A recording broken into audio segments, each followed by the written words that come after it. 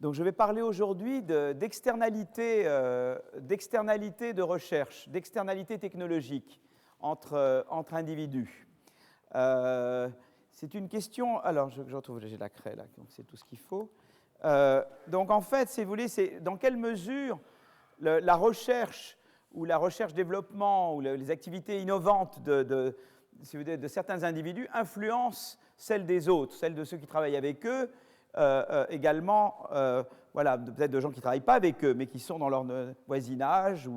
Voilà. Et donc, c'est vraiment tout ce qui est external. Voilà. Et c'est très important de se poser ce problème. Vous vous souvenez que quand on avait vu, d'abord, on avait commencé par voir un petit peu, vous savez, les données historiques américaines, et on avait vu que les gens qui innovaient, les inventeurs, avaient tendance à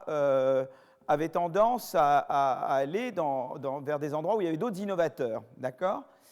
L'autre chose qu'on a vue, c'est qu'en général, d'être près de zones accessibles, vous voyez, d'être près de ports, ou ça avait une influence sur l'innovation. Bon, ça, c'est intéressant, c'est un aspect géographique, si vous voulez. Et donc, c'est intéressant de se demander dans quelle mesure les autres sont importants dans vos activités de recherche et dans vos activités d'innovation. Il y avait un peu un débat il y a 1 an et demi à une conférence où j'étais. Il y avait 2 collègues à moi qui travaillaient également sur la croissance, Paul Romer et Robert Lucas. Robert Lucas a eu le prix Nobel. Paul Romer travaillait aussi sur la croissance endogène. Et en fait, ils se sont crêpés le chignon parce que Lucas avait travaillé sur des modèles où, en fait, on augmente son savoir parce qu'on rencontre des gens et tout d'un coup, ils savent plus que vous et ils vous transmettent du savoir, d'accord ? De la diffusion, en fait. Et lui travaille beaucoup sur ces modèles, voilà. Et en fait, j'ai un collègue à moi ici, Pierre-Louis Lyons, qui a travaillé également sur ces modèles avec un co-auteur de Robert Lucas. Voilà. Donc, c'est des modèles très intéressants où simplement vous tombez sur quelqu'un qui connaît mieux que vous et il vous transmet son savoir. Et ça crée de la croissance de la productivité, ces rencontres. En fait, ça c'est drôle parce que un jour, j'étais au musée à New York à 9h du matin ou à 10h du matin à l'ouverture du Met, du Metropolitan Museum. Et il y avait une exposition étrusque, il n'y avait personne dans le musée, et je suis tombé sur Lucas. Ouais, ça, c'est drôle. Hein, donc voilà, bon, bref, c'est pas le... Bon, alors, dans cette conférence, Lucas, ce fameux Robert Lucas, Paul Romer lui avait dit « Mais ce que tu fais, ça vaut rien. Moi, je crois dans l'innovation, je ne crois pas du tout dans le capital humain. » Et il lui avait fait une polémique, voilà. Et Lucas était reparti furieux. Et moi, je n'avais pas compris le sens de cette critique parce que je me disais, l'un n'est pas contradictoire avec l'autre. Il y a à la fois, on fait de l'innovation, mais à la fois, on apprend des autres. Et les deux vont ensemble. Et les deux s'alimentent l'un l'autre. Effectivement, je ne comprends pas pourquoi, au nom du fait qu'on croit dans l'innovation, on ne doit pas croire dans tout ce qui est apport des autres, si vous voulez. Voilà. Donc, et en fait, maintenant, il y a des modèles qui commencent à se développer où les deux sont combinés. Et je parlerai d'un de ces modèles aujourd'hui. Donc voilà, un petit peu l'idée que les autres, ça vous influence. Et ce débat, voilà, qui me paraissait un petit peu disons, injustifié. Alors, il y a eu des études, beaucoup dans les années 70, etc., par toute l'équipe d'un chercheur qui s'appelait Zvi Grilikes. Et il avait toute je dirais une écurie de chercheurs, mais de grands talents, qui travaillaient avec lui. Et ils ont essayé de regarder, de dire, voilà, quand il y a de l'innovation dans une région, ça influence l'innovation dans des régions voisines. La R&D, si par exemple vous êtes près de régions où il y a beaucoup de recherche-développement, il y a plus de chances que vous fassiez de la recherche-développement. Et donc ils ont essayé de mettre en évidence des externalités géographiques, si vous voulez, entre intensité en recherche-développement dans une région A et intensité de R&D dans des régions voisines. Voilà, et ils ont montré qu'il y a des corrélations. Et en fait, quand j'ai fait un papier sur inégalité-croissance récemment, et je voulais regarder l'effet de l'innovation, comment l'innovation affectait les inégalités de revenus, mais comme je voulais avoir une relation causale, il me fallait un instrument pour innovation dans un État américain donné, et un des instruments qui marchait bien, c'était l'intensité d'innovation dans les États environnant cet État-là. et c'est un bon instrument. Et c'est un bon instrument parce qu'effectivement, la recherche dans les autres pays, États, influence mon intensité en recherche-développement. Alors peut-être sous l'effet de la concurrence, quand les autres en font, j'en fais, mais aussi parce que eh bien, je profite d'externalités technologiques. Les gens me transmettent leur savoir. Je baigne dans un milieu où il y a du savoir. Vous avez vu également la dernière fois, on avait montré que si on avait des parents, il y a 2 fois quand j'ai fait l'inégalité, si on avait des parents qui travaillaient dans des secteurs innovants, on avait plus de chances d'innover. Ou si on avait des parents innovateurs, on avait plus de chances d'innover. Tout ça, c'est des externalités. Vous voyez, donc, on sent bien que c'est important, cette histoire d'externalité. C'est-à-dire que l'innovation est un processus social. On ne fait pas ça dans son coin et le reste du monde n'existe pas. C'est un processus social. Et donc, on veut comprendre la nature de ce processus social d'innovation. C'est de ça que je vais parler, aujourd'hui.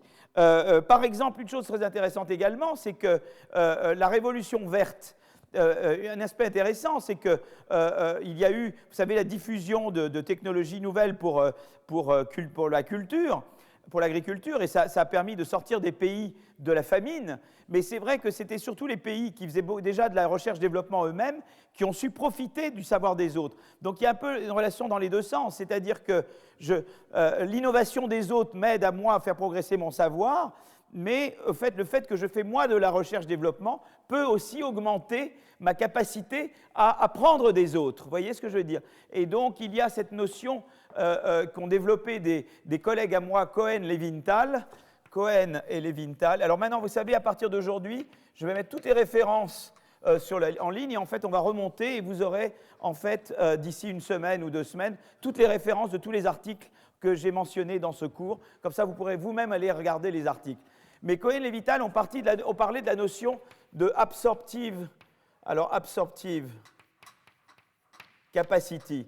C'est-à-dire l'idée que, en gros, si moi je fais de la recherche, j'augmente ma capacité d'apprendre des autres. Voilà, ça fait que je peux plus facilement absorber les technologies des autres. C'est une idée intéressante.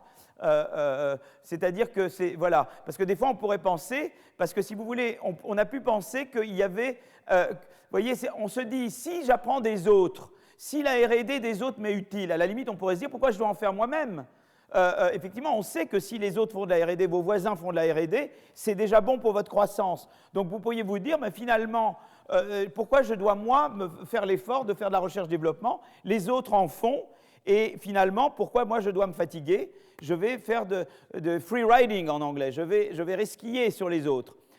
Mais contre l'idée du passager clandestin, si vous voulez, eh bien, Cohen-Levinthal mettent en avant cette idée d'absorptive capacity. Ils disent non, au contraire, je vais vouloir faire de la R&D parce que ça me permet de mieux profiter de ce que font les autres. Je peux dialoguer avec les autres. Je dois apprendre moi-même pour apprendre des autres. Vous voyez, voilà. Vous avez peut-être vu un film qui s'appelait Le rideau déchiré de Hitchcock. Vous n'avez jamais vu ce film où il y a Paul Newman qui essaye de prendre le savoir d'un physicien est-allemand, et seulement lui, il a besoin déjà de connaître des choses, parce que si lui ne connaît rien, il ne peut pas engager l'autre, vous voyez. Et donc voilà, ben ça c'est voilà, peut-être que, je ne sais pas si Cohen-Levinthal avait vu le film d'Hitchcock avant de faire leur théorie, j'aurais dû leur demander. Voilà, un petit peu, j'essaye un peu d'introduire ce que se dit. Alors, ce que dit la théorie maintenant, la théorie dit la chose suivante. La théorie dit qu'en gros, l'innovation, il y a des externalités positives et négatives. C'est-à-dire qu'il y a ce qu'on appelle voilà, en anglais, intertemporal spillover. C'est-à-dire que mon innovation, si moi j'innove, c'est utile aux autres. Et donc, les autres vont se reposer sur ce que je fais. Donc, il y a beaucoup l'idée que moi, j'innove, c'est bon pour moi, j'aurai des rentes d'innovation, mais ça fait bouger la frontière de savoir, et c'est bon pour tout le monde. C'est une externalité positive que j'exerce sur les autres après, d'accord? Que je ne prends pas pleinement en compte. Donc, s'il n'y avait que ça, je sous-investirais en recherche-développement, parce que je ne prends pas en compte les externalités positives que j'exerce sur les autres. Mais il y a également, dans l'autre sens, il y a ce qu'on appelle business stealing. Business stealing, c'est ce qu'on appelle les effets d'éviction. Hein, c'est les effets d'éviction, c'est-à-dire, en général, quand j'innove, c'est la création destructrice de Schumpeter. Quand j'innove, je remplace d'autres gens. Et ça, je ne l'internalise pas non plus. Ça me fait faire... Le fait de ne pas internaliser ça veut dire que je fais trop, quelque part, d'innovation par rapport à ce qui serait optimal. Vous voyez, il y a de la duplication, on est peut-être plusieurs à faire, et il n'y a qu'un gagnant. Vous voyez ce que je veux dire? Ça, c'est l'effet d'éviction. Et en gros, les externalités de base, c'est celle-là. C'est l'effet de intertemporal spillover et l'effet d'éviction. Et le tout, c'est de savoir d'abord quelle est l'importance de ces effets et comment ils jouent, quoi. Voilà. Et évidemment, ça influe aussi sur l'intervention publique. Si l'effet dominant, c'est celui-là, ça veut dire que vraiment, globalement, on ne fait pas assez de recherche, et donc il faut subventionner la recherche. Et il faut que l'État intervienne. D'accord? Mais peut-être qu'il se pourrait que ce soit cet effet-là qui soit dominant. Auquel cas, on pense que l'intervention de l'État devrait être pensée différemment. Et donc, il faut essayer de voir est-ce qu'on peut mesurer l'importance de ces effets, voyez? Et donc là, je vais vous parler de tentatives de dernier cri, un peu de la recherche, pour essayer de mesurer l'effet d'externalité positive et l'effet d'éviction dans la recherche. Parce qu'évidemment, ces effets ont une implication importante pour les décisions publiques, pour les politiques publiques, d'accord? Et donc, je vais vous parler de ça. C'est une longue introduction, je vous embête beaucoup aujourd'hui, avec des généralités. C'est un petit peu pour vous mettre dans le bain, là. Hein, voilà. Hein. Donc, en gros, qu'est-ce qu'il y avait? Externalité, il y a eu des études dès les années 60. Grillikes vous dit la recherche que fait les autres, ça influe sur ma recherche et sur la croissance de ma productivité. On peut penser que du coup, je vais freerider sur les autres. Non, parce que Cohen-Levital arrive et ils disent non, absorptive capacity, ma R&D augmente ma capacité à absorber les autres. C'est l'histoire de Cohen-Levital et Hitchcock, d'accord? Et puis après, je vous ai dit, bon, en gros, regardons de manière systématique, il y a ces deux types d'effets. Il y a intertemporal spillover et il y a le business stealing. Et je vais regarder l'importance de ces effets relatifs. D'accord? C'est un petit peu ce que je... Donc maintenant, je vais commencer. J'ai beaucoup de choses à vous montrer aujourd'hui. Donc, on va y aller. C'est assez soutenu. Mais voilà. Alors, je vais... donc, la partie 0. Vous voyez, j'ai une partie 0. J'ai en fait 5 parties. D'accord? Donc, on a du boulot là aujourd'hui. Hein. Je vous mets à rude épreuve. Donc, c'est des généralités. Hein. Donc, chaque innovation, c'est ce que je vous ai dit. Là, je ne fais que répéter ce que j'ai dit et j'annonce un peu le plan. Chaque innovation pousse la frontière technologique, ce qui stimule d'autres innovations dans le futur, mais que l'innovateur initial n'internalise pas. En anglais, on utilise le terme intertemporal knowledge spillover, celui-là, hein, d'accord? Le premier, là. Ensuite, deuxièmement, chaque innovation évince des activités existantes. En anglais, on utilise le terme de business stealing effect. Et ça, c'est l'effet d'éviction dont je vous ai parlé là. L'effet de Cohen-Levital, c'est un effet qu'il faudrait rajouter à ici, si vous voulez. C'est encore un effet différent de celui-là et de celui-là. C'est un effet qui tempère un peu celui-là. Voilà. Mais c'est ça que je voulais vous dire là. Donc, on va surtout se pencher sur ces deux effets. Alors, l'idée qu'il puisse y avoir des externalités technologiques positives, c'est-à-dire que le savoir soit un bien public, est très intuitive, mais démontrer empiriquement l'existence de ces externalités soulève des difficultés. Une première difficulté, c'est que les décisions de R&D sont endogènes. Donc, il faut instrumenter la R&D. Je ne peux pas juste dire la R&D de l'autre détermine ma R&D parce que la mienne détermine la sienne. Et quelque part, il se pourrait qu'il y ait plusieurs équilibres, un où on fait tous beaucoup de R&D et un où aucun de nous n'en fait. Et donc, on voudrait avoir des paramètres plus fondamentaux, si vous voulez. Par exemple, on avait vu la dernière fois les impôts. Vous vous souvenez quand j'avais utilisé les changements de législation fiscale? Ça, c'est un très bon instrument. Dès que vous avez des changements de réglementation ou le marché unique, ça, c'est toujours de bons instruments. Vous voyez, la politique, c'est utile pour l'économétrie. Vous voyez, ça vous donne des instruments. Donc ça, c'est une des premières difficultés. C'est l'endogénéité des décisions d'R&D. Et puis, donc, il y a ces effets d'éviction qui peuvent conduire à des duplications inutiles d'efforts en R&D. Il faut bien les comprendre. Et il faut tenir compte, évidemment, de l'hétérogénéité en matière de performance. Il y a des gens qui sont meilleurs que d'autres pour faire de la R&D. Et la dimension hétérogénéité est évidemment importante. Et on va voir comment elle est exploitée dans différentes études. Donc au début, si vous voulez, les études, c'était vraiment Grillikes. Il regardait la R&D d'un pays, comment ça influe la R&D d'un autre pays ou d'une région. Et maintenant, comme c'est pareil avec l'économie du travail, on est allé beaucoup plus en micro. Vous voyez ce que je veux dire? On va beaucoup plus dans le détail de ce qui se passe. On regarde les individus, on regarde au niveau individuel, vous voyez, on connaît les gens, on sait leurs revenus par les données fiscales, on connaît les revenus des gens qui travaillent avec eux, et on peut, les DADS, l'équivalent des DADS français, et on peut du coup regarder de manière très très fine les externalités et les mettre vraiment en évidence, comme on ne pouvait pas le faire disons, il y a 10 ans, il y a 20 ans, etc. D'accord? On passe vraiment à une technologie différente. Alors voilà un peu les articles dont je vais parler. C'est vraiment, évidemment, j'oublie celui-là, puisque c'est comme c'est dedans. Les bons, c'est ceux-là. Là, hein. Alors, c'est vraiment les articles, disons, en économie de l'innovation, que si vous en avez entendu parler, vous parlez de ces articles-là, tout le monde va dire que vous êtes un érudit en économie de l'innovation. C'est vraiment le dernier cri. D'accord? Donc vous avez, je vais parler de Azoulay sur Superstar Extinction. Donc Azoulay regarde les superstars. Qu'est-ce qui se passe quand un chercheur superstar décède prématurément?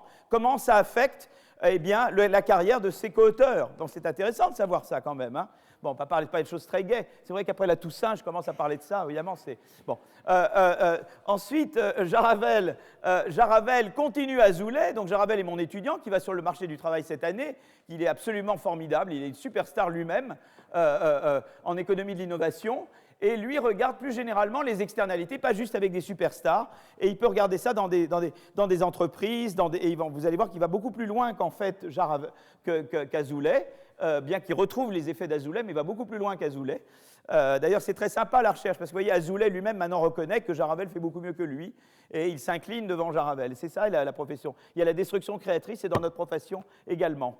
Voilà. La troisième chose, je vais parler de cet article de Borjas et Doran, et qui montre comment, quand il y a eu l'effondrement de l'Union soviétique, eh bien, des mathématiciens soviétiques, russes, sont venus, ont émigré dans différents pays. Comme les États-Unis ont été plus malins que nous pour les attirer, ils sont surtout allés, enfin, il y en a qui sont venus chez nous, parce qu'on a quand même, heureusement qu'on a des mathématiciens géniaux chez nous, mais ce n'est pas grâce à la politique des gouvernements, ils sont venus beaucoup aux États-Unis travailler. Et ça a eu un impact important sur les chercheurs américains, les mathématiciens américains. Et donc, on va voir l'effet d'éviction. Là, surtout Azoulay et Jaravel, on va mettre en évidence l'effet de spillover, l'effet d'externalité positive. Mais dans le papier de Borjas, on va mettre en évidence l'effet d'éviction. Vous voyez, on va montrer qu'il y a vraiment un effet d'éviction. Les Russes sont arrivés, et partout où ils étaient bons, les Américains, ça a été mauvais pour eux, pour ceux qui étaient déjà des États-Unis. Bon, donc ça, on va regarder ça. Ensuite, on va parler disons, de l'importance dans la croissance des interactions. Donc ça, c'est l'article de Aksigit et al.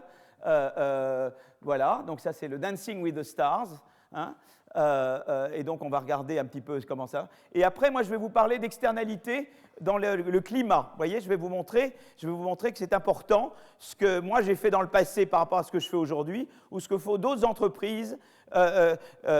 Disons, est-ce que si je suis entouré de gens qui font de l'innovation propre, j'ai plus de chances de faire de l'innovation propre. Si je suis entouré par des gens qui font de l'innovation dans les hydrocarbures, j'ai plus de chances de faire de l'innovation dans les hydrocarbures, d'où l'importance de la politique climatique, d'accord? Et donc, voilà. C'est un peu le programme des réjouissances aujourd'hui. Peut-être vous regrettez d'être... voilà, c'est ça que je vais faire, hein. Voilà. Donc Azoulay, il considère l'effet de la mort prématurée de chercheurs superstars dans le domaine des sciences biomédicales comme source exogène de variations dans la composition des réseaux de leurs co-auteurs. Il regarde l'effet sur la productivité scientifique des co-auteurs. Le deuxième, c'est Jaravel. Il analyse comment la mort prématurée de certains inventeurs affecte les revenus futurs et le flux de brevets futurs de leurs collaborateurs. On va mettre un effet important de la mort d'un inventeur sur les revenus futurs et le flux de brevets ajusté par les citations. D'accord? Ensuite, il y a Borjas, analyse les effets de vagues d'immigration de mathématiciens russes vers les États-Unis et montre qu'il y a surtout un effet d'éviction à l'encontre des mathématiciens américains.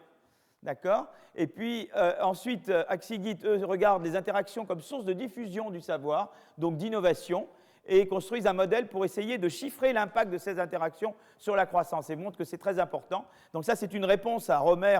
Vous vous souvenez que j'ai parlé de ce débat Romer-Lucas. C'est une des manières de répondre à Romer que de montrer cette étude.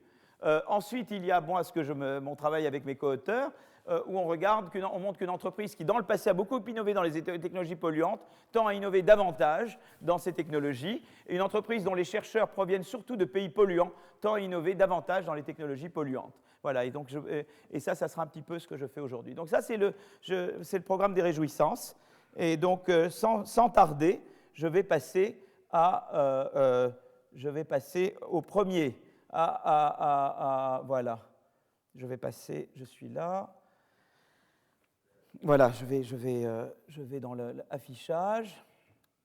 Alors, mode plein écran. Voilà. Alors là, je passe aux superstars. Donc c'est Azoulay avec 2 co-auteurs. Pierre Azoulay, c'est un Français qui est parti au MIT. Il est au MIT Sloan School, l'école de business du MIT. Ils ont un groupe très actif sur innovation, avec d'autres chercheurs. Vraiment, c'est un groupe formidable. Donc ils regardent l'effet des superstars. Donc l'idée générale, c'est de dire, voilà, eh bien, les superstars, en général, elles font travailler beaucoup de gens, et beaucoup de gens travaillent avec eux, profitent de ce qu'ils font, et ça fait la carrière d'autres gens également. Et seulement, il arrive que les superstars meurent prématurément. Et du coup, on peut regarder, on peut comparer, disons, l'évolution de co-auteurs de superstars qui meurent prématurément de co-auteurs de gens qui sont en tout point identiques aux superstars, mais sauf qu'ils ne meurent pas prématurément. Vous voyez ce que je veux dire? Et donc, on explore cette différence, hein, cette discontinuité, cette difference in difference, comme on dit en anglais, pour identifier l'importance de l'effet de perdre un co-auteur qui est une superstar. Vous voyez, c'est très... voilà. Donc, on suit... alors, ils suivent... qu'est-ce que fait il étudie l'évolution de production des collaborateurs de 112 éminents biologistes décédés de façon subite et inattendue. Pourquoi s'intéresser au domaine de la biologie?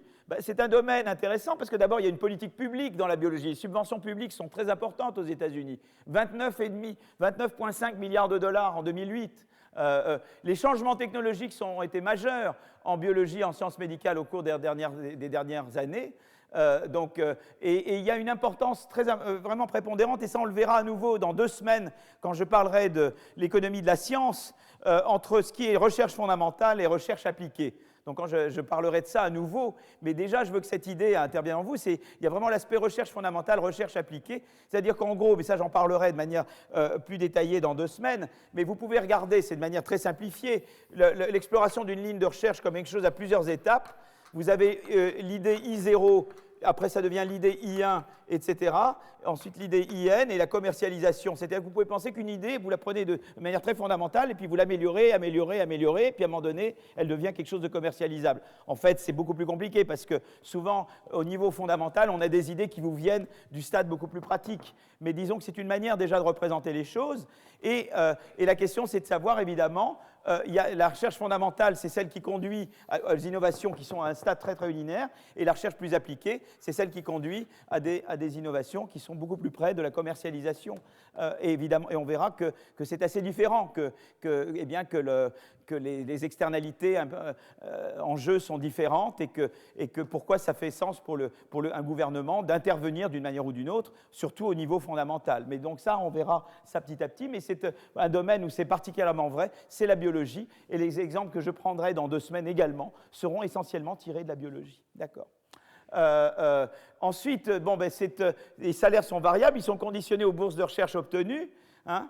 Je vous en avais déjà parlé quand on avait dit les financements, quand il y avait eu les financements de long terme versus de court terme, le NIH versus l'autre mode de financement, vous vous souvenez? Donc c'est des choses qui recoupent, des choses que vous avez vues, et l'importance des connaissances tacites apprises au contact des collaborateurs, parce que ça aussi c'est un élément très important, si vous voulez. Dans le savoir, il y a le savoir codifiable. Hein, celui que vous pouvez répliquer dans une recette de cuisine. Et puis, il y a le savoir qui n'est pas codifiable, que vous apprenez parce que vous travaillez avec quelqu'un. Et c'est ce qu'on appelle le savoir tacite. Et l'importance du savoir tacite, évidemment, elle joue un rôle et elle intervient beaucoup à ce niveau-là. Alors, donc, qu'est-ce que fait Azoulay? Il regarde un panel, c'est-à-dire des individus au cours du temps, un panel de 5267 collaborateurs de stars du monde scientifique, et il regarde l'évolution de leur production scientifique après le décès prématuré d'un chercheur superstar, en termes de publications, de citations et de bourses. Et la période utilisée est 79-2003. Alors, comment définir un décès inattendu? Eh bien, le groupe, il regarde 112 décès inattendus. Un décès, c'est quelque chose, un décès dit inattendu par Azoulay et ses co-auteurs, quand il a lieu moins d'1 mois après le diagnostic, s'il y a eu le diagnostic. Vous voyez ce que je veux dire? Donc c'est vraiment l'idée de quelque chose de très soudain. Pensez à une maladie foudroyante, une attaque cardiaque, un crash aérien, un accident de plongée, etc. D'accord? Et le groupe de contrôle, c'est 163 décès anticipés, c'est-à-dire tous les cas non compris dans la précédente définition. Par exemple, les longues maladies, quoi. Et donc, il compare ces deux groupes, vous voyez, et il dit, voilà, vous voyez, des co-auteurs, il y a des co-auteurs de gens qui meurent de manière, vous voyez, prévue et pas prévue. Et est-ce que je vois des différences, d'accord? C'est ça que fait Azoulay. On va voir que Jaravel fait quelque chose de beaucoup plus convaincant que ce que fait... Mais Azoulay, disons que Jaravel, il y avait Azoulay avant, hein, c'est toujours comme ça la recherche. S'il n'y avait pas eu Azoulay, il n'y aurait peut-être pas eu Jaravel, d'accord? Donc... et donc, qu'est-ce que montre donc, on voit à peu près les superstars. Donc, ça, c'est les superstars. Ben, ils ont en moyenne, quand ils décèdent, 57 ans. Ils ont en moyenne 47 collaborateurs. Voilà. Et ils ont un funding disons, alors ça représente combien? Ça représente 10 millions d'euros. 10 millions d'euros, c'est ça, à peu près, hein? Et puis, en général, le nombre de publications, vous voyez, donc ils ont quand même, c'est des gens qui ont beaucoup de publications, typiquement, hein, voilà. Et citations, très nombreuses citations par publication. Donc, c'est des gens qui publient beaucoup et qui par article ont beaucoup de citations. Enfin, ça, c'est les citations, je pense que les 8000, ça doit être des Google Sites, je pense, non? C'est pas des Google ou des... Hein, c'est ça? Voilà, donc c'est des gens en général qui meurent à 5, voilà, jeunes, évidemment, par définition. Ils ont beaucoup de collaborateurs, ils ont beaucoup de fonds, ils mobilisent beaucoup de fonds du National Institute of Health, quand c'est dans la biologie, hein, dont on parle. Ils ont beaucoup de publications et ils ont un indice de citation 8000 Google, c'est un très raisonnable indice. Voilà, voilà par exemple, M. Isner, décès à la suite d'une attaque cardiaque en 2001. Et son domaine, c'est la médecine, Internet, cardiologie, pionnier en thérapie génique. En thérapie génique ou génétique? Génétique, je pense. Oui, génique, je ne connais pas. Voilà. Donc voilà. Alors, qu'est-ce qu'ils font? C'est qu'ils peuvent, ce que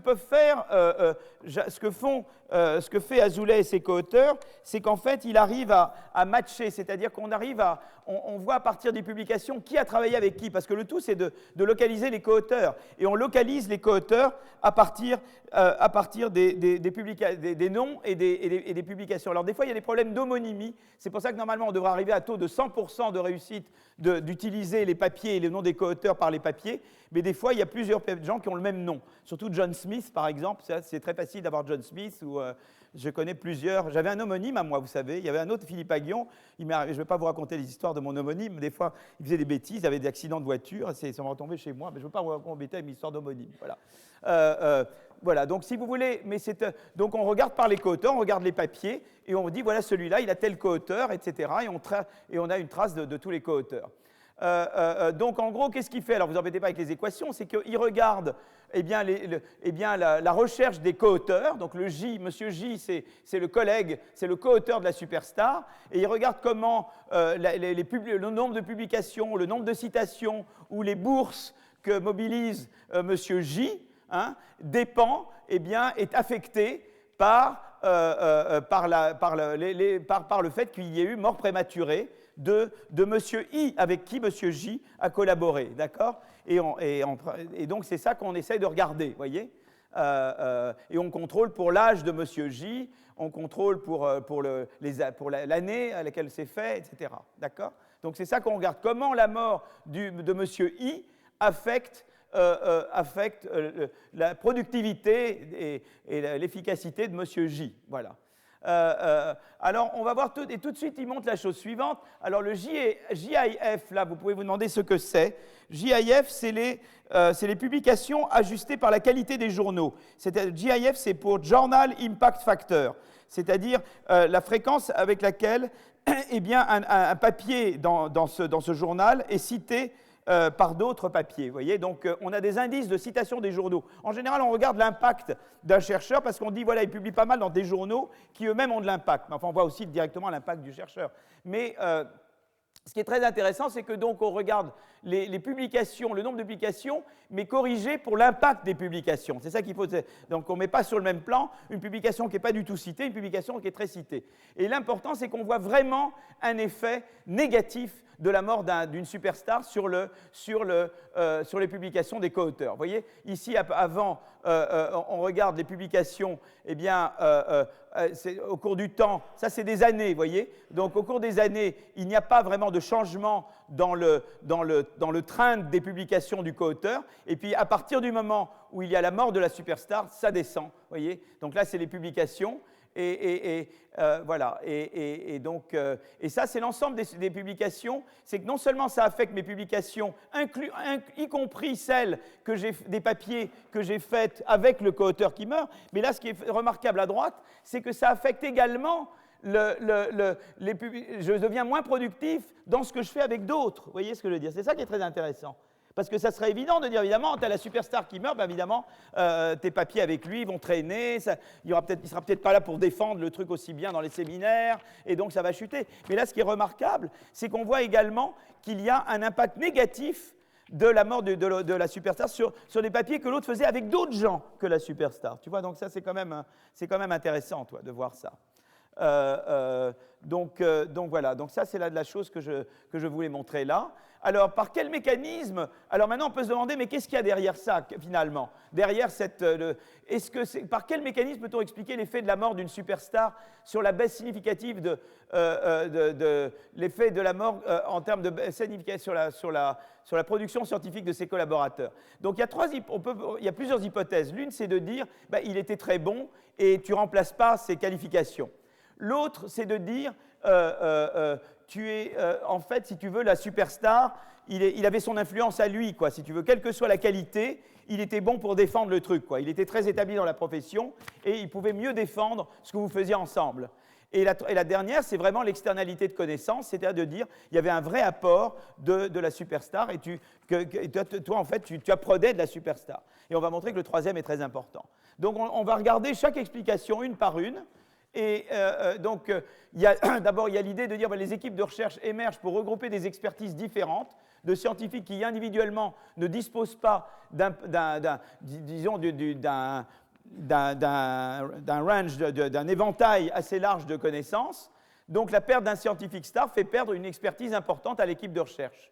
D'accord? Donc on peut regarder, et là on voit qu'en fait, les collaborateurs réguliers sont plus affectés que les collaborateurs occasionnels, mais on ne voit pas d'effet, on ne voit pas vraiment d'effet important. Vous voyez, soyons qu'on soit, parce que si c'était un effet important, ça devrait être différent selon qu'on est collaborateur régulier ou récent. On voit effectivement que ça affecte un peu plus les collaborateurs réguliers, mais la différence n'est pas significative. Vous ne voyez pas d'étoile là, vous voyez, ce n'est pas un effet, c'est un effet qui n'est pas vraiment significatif. Voilà. Donc on voit que l'effet est légèrement négatif, mais non significatif statistiquement. Voilà. Donc voilà. Donc il y a peut-être des complémentarités de skills, mais on ne voit pas en ça, si tu voulais, on ne voit pas vraiment, si c'était vrai, ça devrait affecter différemment des gens plus réguliers ou plus récents, etc. Et on ne voit pas de différence significative. Donc cette explication, elle n'est pas la plus importante.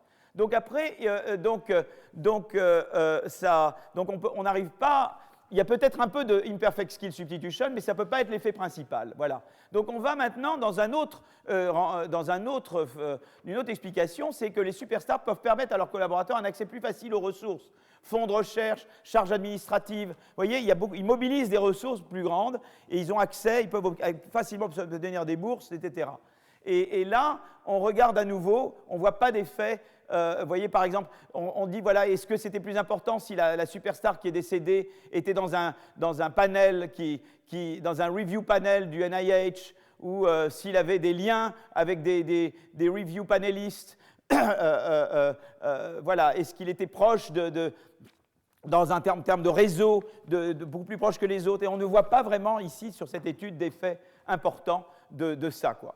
Donc maintenant, il reste une autre chose, c'est les externalités de connaissances. Les superstars génèrent des externalités de savoir scientifiques positives auprès de leurs collaborateurs. Leur capacité intellectuelle influence positivement les personnes travaillant à proximité, sans que cela ait à voir vraiment avec les compétences particulières, c'est-à-dire les skills particuliers, vous voyez ce que je veux dire, ou leur accès aux ressources, quoi. Et là, on voit alors... Là, on voit pas vraiment, la proximité physique n'est pas vraiment, en termes géographiques, je veux dire, proximité géographique, travail au sein d'une même institution, là, on ne voit pas ici d'effet significatif. Mais par contre, si on regarde, est-ce que c'est des scientifiques qui travaillaient dans des domaines de recherche similaires, et là, on voit un effet important et significatif. Donc, si c'est une superstar qui était vraiment dans votre domaine, et qu'il disparaît, ça affecte ça affecte, s'il y a une vraie proximité intellectuelle, d'après cette étude, ça affecte davantage la production de ceux qui étaient dans votre domaine. Donc c'est intéressant parce que ça vous dit, voilà, c'est vraiment l'effet d'externalité. J'apporte particulièrement aux gens qui travaillent avec moi sur le même genre de choses que moi. Et donc ça, c'est voilà, c'est une étude, hein, elle vaut ce qu'elle vaut, elle est faite sur un nombre d'observations quand même limité. Et donc voilà, enfin, on parle de peu de décès quand même, hein. On regarde le décès des superstars. Donc on se dit, bon ben voilà, c'est intéressant. Donc la proximité intellectuelle a un effet sur les scientifiques travaillant dans des domaines de recherche similaires, il est négatif et significatif. Donc voilà, les superstars développent des idées innovantes dans leur domaine, ces idées se diffusent parmi les co-auteurs dans les domaines d'études sont connexes. Voilà, la proximité importante pour la production scientifique n'est pas tant géographique que dans l'espace des idées. Voilà. Donc, donc, conclusion de cette étude, l'effet de la mort des superstars sur leurs collaborateurs, baisse importante de la production scientifique des collaborateurs. Par quel mécanisme? Eh bien, compétences particulières, l'effet est là, mais pas très significatif. Accès aux facilités et aux ressources, effet est là, mais pas très significatif. Externalité de connaissances, oui. Le décès d'une superstar semble entraîner la mort d'une partie de son champ scientifique, car la source de connaissances dont s'inspirent les co-auteurs disparaît. La science avance un enterrement à la fois, comme dit Max Planck. Voilà. Merci pour la... Voilà, donc maintenant, donc voilà, on va... Alors, il y a des questions ouvertes, puisque là, je vous parle de recherches récentes, et des questions qui sont alors, très importantes. Est-ce que ces externalités sont plus importantes si on travaille dans la même entreprise que pas dans la même entreprise? Est-ce que ça déborde des domaines des entreprises? Et, alors, comment ça interagit avec la géographie de l'entreprise? Quel est l'effet du décès d'une superstar sur les scientifiques dans des domaines proches, mais qui ne sont pas co-auteurs de la superstar? Donc là, on peut regarder, et je vais passer tout de suite à la deuxième, je vais passer tout de suite à Jaravel, qui est disons, la version la plus moderne de ce type d'idée. Voilà. Et vous allez voir que tout de suite, on passe à une technologie plus avancée, donc, parce que les données sont bien meilleures. Alors, je passe à Jaravel tout de suite, là, mon affichage. Alors, mode plein écran, voilà. Alors, j'ai peur que je n'aurai pas le... Il est quelle heure là maintenant? J'ai peur d'aller trop vite, non? Je m'arrête après Jaravel, après je vais faire une pause pour avoir... Je pense que... Non, j'ai encore le... Alors, donc c'est une étude très récente, et ce qu'on fait Jaravel, donc là jusqu'à maintenant, on avait regardé les superstars. Et tout ce qu'on avait regardé, c'est, on sait qu'il y a la mort d'une superstar, et on a des données uniquement sur la production scientifique des co-auteurs, d'accord? Et on connaît les domaines de recherche. Jaravel, il va faire beaucoup mieux parce que lui, il dit, moi, je vais avoir accès non seulement aux données de brevets, mais je vais également avoir accès aux données de revenus. Et c'est là qu'à nouveau, il fait il est le premier, en fait. Et moi, quand j'ai commencé à faire le truc finlandais, c'est très basé sur lui, c'est-à-dire qu'il est le premier à avoir mis ensemble, ce n'est pas totalement vrai, parce que mon co-auteur finlandais l'avait déjà fait un petit peu, mais à mettre ensemble des données de revenus individuels et des données de brevets, parce qu'il a accès à des données fiscales, d'accord? Donc, en fait, vous voyez, elle est US Department of Treasury, Neviana Petkova, et donc Jaravel, qu'est-ce qu'il fait? Il doit aller, parce qu'il n'a pas le droit de regarder ses données à Harvard, il quitte Harvard et il va régulièrement faire des séjours à Washington pour pouvoir être dans le bureau avec Petkova, parce que c'est ensemble qu'ils peuvent regarder les données de revenus et devoir regarder l'impact qu'a la mort d'un auteur sur les revenus futurs du co-auteur. Pas juste la production scientifique, mais les revenus futurs du co-auteur, d'accord? Donc c'est ça qu'ils vont faire, d'accord? Donc, évidemment, ça fait suite au travail d'Azoulay, mais on passe, voyez, on passe vraiment à une technologie empirique très supérieure à ce qui pouvait être fait avant, d'accord? Donc, le thème est le même, c'est l'influence des chercheurs sur leur environnement, mais ça va plus loin que Azoulay parce qu'il ne se limite pas à l'influence des superstars. L'idée, c'est l'importance prépondérante du travail en équipe et de la dynamique du travail dans la production de connaissances. C'est toujours la même idée de base, mais il va la mettre en évidence avec des données beaucoup plus fines que ce qui avait été fait auparavant. D'accord? Donc, alors les données sont très similaires. Moi, vous vous souvenez quand j'avais parlé de mobilité des chercheurs, j'avais parlé d'un article historique de Aksigit et co-auteur sur données américaines qui remontait à 1840, mais j'avais surtout parlé d'un article américain de Jaravel, Bell, BE2L, qui est aussi co-auteur de ce papier, Van Rienen et Chetty, qui regardaient le cycle de vie de l'inventeur aux États-Unis. Et ben, c'est en fait, leur article utilise les mêmes données que cet article-là. Les deux vont ensemble, si vous voulez. C'est deux articles vraiment qui se lisent ensemble. Donc, on met ensemble des données de brevets, donc USPTO, vous savez, les brevets déposés au US Patent Office. Eh bien, il vous donne le nom de l'inventeur, il vous donne le lieu géographique, il vous donne les citations. Vous avez accès à plein d'informations sur les brevets, d'accord, et sur les citations des brevets. Et on met ça avec de l'information qui vient de l'Office des impôts et qui là vous dit quel est le revenu, quel est le revenu du travail, quel est l'âge, quel est l'employeur de ces inventeurs, etc. Et on met ces données ensemble, d'accord? Alors maintenant, là, on va regarder à nouveau la mort prématurée. Alors ici, ils définissent la mort prématurée. Il est évidemment prématuré à l'âge de 4714 inventeurs. Donc là, vous voyez, avant, on parlait de 112 superstars. Maintenant, on passe là à une échelle beaucoup plus grosse. On passe à 4714 inventeurs, donc comme source exogène de variation dans les réseaux de chercheurs. Et on regarde l'effet sur les collaborateurs, publications et revenus, puisque ça, il n'y avait pas dans Azoulay, d'accord, dans les années qui suivent. Alors la stratégie, elle est proche de celle d'Azoulay, mais avec davantage avantage de données. Alors, qu'est-ce qu'on fait? Eh bien, on va matcher des inventeurs décédés prématurément avec des inventeurs non décédés. C'est-à-dire que, qu'est-ce qu'on va faire? On va dire, voilà, je suis intéressé, on est deux personnes, l'un décède, l'autre ne décède pas. Mais je voudrais regarder juste l'effet du décès. Donc, ce que je vais faire, c'est que je ne vais comparer que des gens dans la même cellule. Je vais créer une cellule, si vous voyez ce que j'appelle une cellule, où je dis, voilà, je mets dans la cellule des individus qui en tout point sont identiques, sauf qu'il y en a un qui meurt prématurément et l'autre pas. D'accord? Donc, je prends deux personnes, Simon et moi. Moi, c'est lui qui survit, le plus jeune, normal. Hein? Donc, Simon, toi, tu survis, moi, non. On est identiques en tout point, d'accord? Et on va regarder tes co-auteurs et mes co-auteurs. Et on va comparer, on va faire comme si, tu vois, on va créer un groupe de ce qu'on appelle de placebo. Vous voyez, c'est-à-dire que si Simon est identique en tout point à moi qui meurs, il est mon placebo. Et on va regarder l'évolution des co-auteurs, des revenus et des brevets des co-auteurs de Simon par rapport à moi.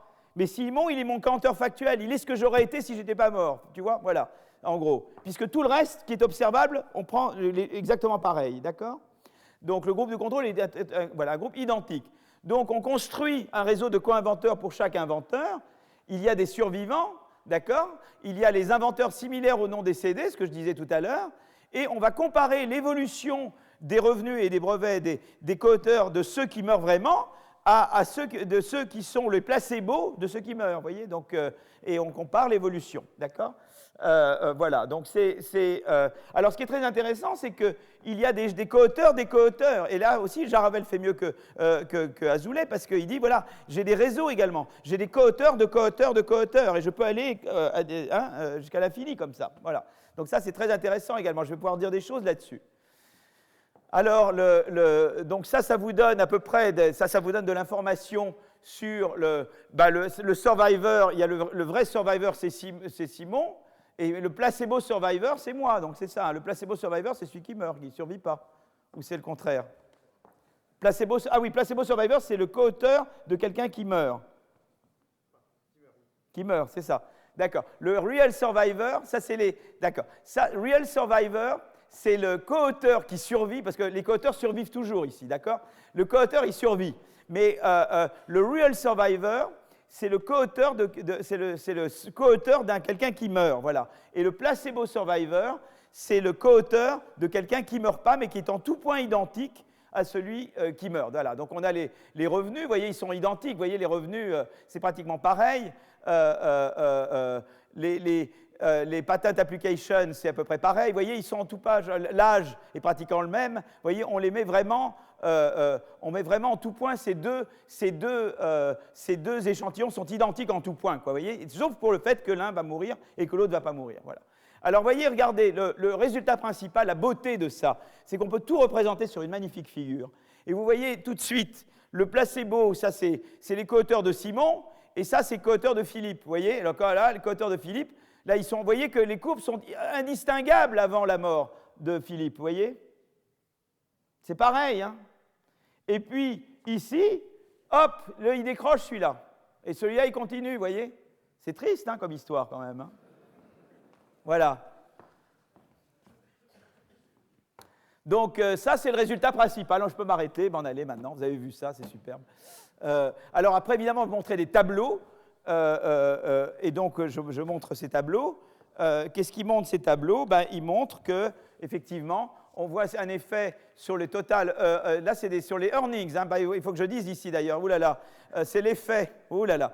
Là, c'est l'effet de la mort sur les revenus, sur les revenus totaux du survivant, d'accord? Là, je regarde les revenus, ce qui n'était pas dans Azoulay. Azoulay, ne regardez pas, il n'avait pas les données sur les revenus Azoulay, d'accord? Donc, on voit qu'il y a un effet très significatif, négatif, évidemment, de la mort d'un auteur sur les revenus des co-auteurs. Vous voyez, donc ça, c'est quand même très intéressant. Ici, le labor earning positive, c'est simplement que c'est un indicateur qui vaut 1 si disons, le co-auteur a des revenus positifs et 0 si le co-auteur n'a pas de revenus positifs, essentiellement. Voilà.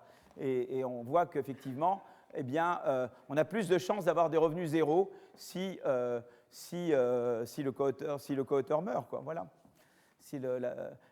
Donc voilà, donc c'est intéressant. On voit vraiment un effet important du décès. Voilà. Ça, c'est la première chose. Alors maintenant, on peut représenter, là j'ai représenté le revenu, voilà. On voit d'ailleurs le revenu total, donc ça, on voit vraiment le revenu total. On voit qu'il n'y avait pas vraiment de variation du revenu total ici, mais que là, il y a vraiment un break, quoi, du revenu. On le voit vraiment bien. Le revenu du travail, c'est pareil, à peu près là, on ne voit pas de trend, mais là, on voit que ça descend. Ce qui est intéressant, c'est que les revenus disons, du capital, on voit moins, c'est moins prononcé. C'est intéressant que la baisse est moins, disons, la rupture de tendance est moins prononcée. C'est intéressant de savoir pourquoi, et je ne crois pas que ce soit très discuté dans le papier. On la voit quand même, là ça baisse plus que là, mais c'est un petit peu moins prononcé que tout à l'heure. Donc voilà. Alors maintenant, on a regardé l'effet sur les revenus. Maintenant, ce qu'on va regarder, c'est l'effet sur les brevets. Et à nouveau, l'effet sur les brevets, on voit que là, c'est juste le nombre de brevets. Là, c'est le nombre de citations. Et là, c'est le nombre de brevets pondérés par les citations. Et là, c'est le nombre de brevets dans les top 5 cited. Quelle que soit la mesure de brevets ou de citations ou de brevets pondérés par les citations, etc., ou de qualité du brevet par les citations, on voit qu'il y a un effet significativement négatif de la mort de l'auteur sur les co-auteurs. D'accord? Donc ça, c'est beaucoup plus proche de ce qu'a Azoulay, mais là, on voit bien qu'il n'y a pas beaucoup de trend là, et que là, ça, c'est le nombre de brevets ajustés par les citations, et on voit que là, ça baisse de manière très dramatique après le décès de l'auteur. Voyez? Donc maintenant, l'idée, c'est quel est le mécanisme? Quel est le mécanisme à l'œuvre? Est-ce que c'est un effet dans l'entreprise ou des effets de réseau? Est-ce que c'est une externalité top-down des superstars? Est-ce que c'est du capital spécifique à l'équipe de travail? Alors on peut regarder en détail et voir un petit peu quels sont les mécanismes qui sous-tendent cet effet de la mort de l'auteur sur la productivité et les revenus du co-auteur. Alors par exemple, ici, c'est qu'on regarde le mean total earning, et on voit qu'effectivement, est-ce qu'on voit vraiment l'effet de la mort d'un inventeur et peut déstabiliser l'équipe de travail. Alors on voit pas vraiment une rupture de travail, on voit un petit peu, on voit un peu quand même que c'est un peu moins pentu là que là, mais ce n'est pas significativement moins pentu. Il y a un petit effet, disons. Il n'y a pas un effet très significatif, c'est un petit peu moins pentu.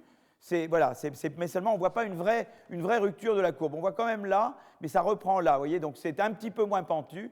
Mais surtout, l'important, c'est que vous voyez que le truc important ici, c'est que vous voyez, là, il y a le réel, c'est moi, c'est mes co-auteurs à moi, et là, c'est le placebo. Et vous voyez qu'il n'y a pas vous voyez que les deux courbes ne s'écartent pas l'une de l'autre. Vous comprenez? Donc c'est pour ça qu'il n'y a pas vraiment d'effet. D'accord? Vous voyez, ces courbes sont à peu près la même, quoi. Là, c'est le mean total earnings des co-auteurs, de l'équipe, vous voyez? Vous voyez que ce n'est pas très différent pour des gens qui sont des co-auteurs de Simon et les gens qui sont mes co-auteurs.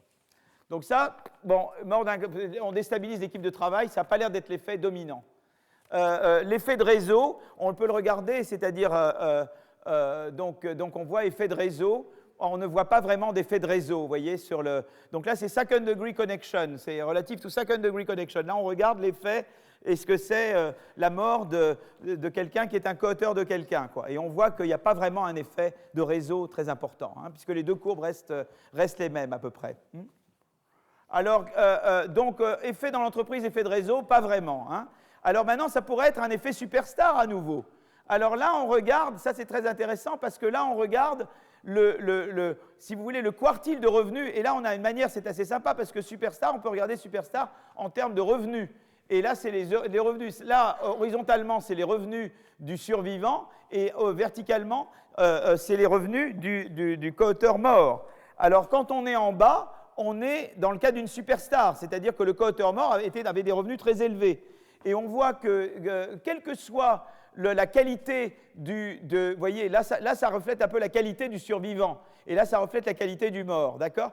Alors, on prend le mort de qualité maximum, et vous voyez que quelle que soit la qualité, le revenu de départ du coauteur, donc si c'était un coauteur déjà ou lui-même connu, ou lui-même plutôt débutant, etc., on voit que l'effet est toujours négatif. Donc on voit l'effet de superstar. On retrouve l'effet de superstar d'Azoulay. Vous voyez, si vous avez un superstar qui meurt, eh bien, quel que soit le niveau de ses coauteurs, on voit une baisse sensible du revenu des coauteurs. D'accord?